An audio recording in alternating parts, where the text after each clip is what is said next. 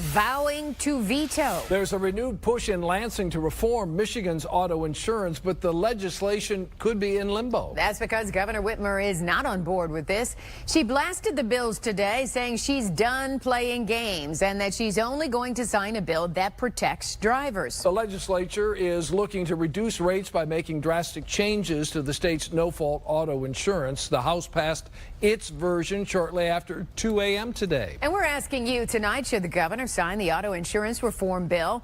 Go to WXYZ.com/vote to weigh in on this. Meantime, 7 Action News reporter Simon Shaykat shows us what's likely to happen next.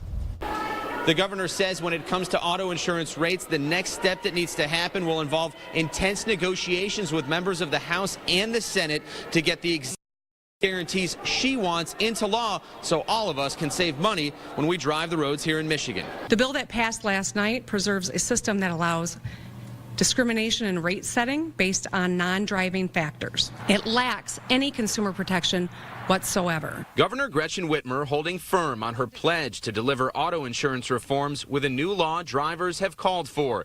Yet she and Republicans in both the House and Senate don't seem to agree on some crucial details. There is no guarantee that rates will actually roll back for everyone. There is a free market approach that many believe is important when you're passing this reform. People in the state of Michigan see guaranteed rate reduction in the plan, and that's why we delivered it. Are you clear on what the governor wants added to this legislation? No, I'm not clear at this point. Bottom line, Whitmer wants a bill with guaranteed savings built in and an end to discriminatory practices like rate hikes based on marital status, gender, zip codes, and credit ratings. She's already pledged to veto fast-track Senate legislation that passed and a tweaked House bill lowering auto insurance rates from $120 to $1,200 a year for drivers, saying it's not enough.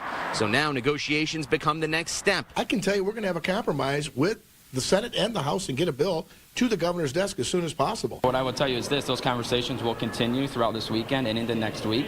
For now, Michigan has the highest average premiums in the country, and drivers are required to buy unlimited medical coverage from an auto insurer to cover crash injuries. And the House Speaker says despite the differences that have been discussed, he remains deeply committed to working together, also with the Senate and the governor, to making sure they come up with the best possible solution to this issue. However, no timetable has been set yet. From the Capitol, Simon Shaykat, 7 Action News.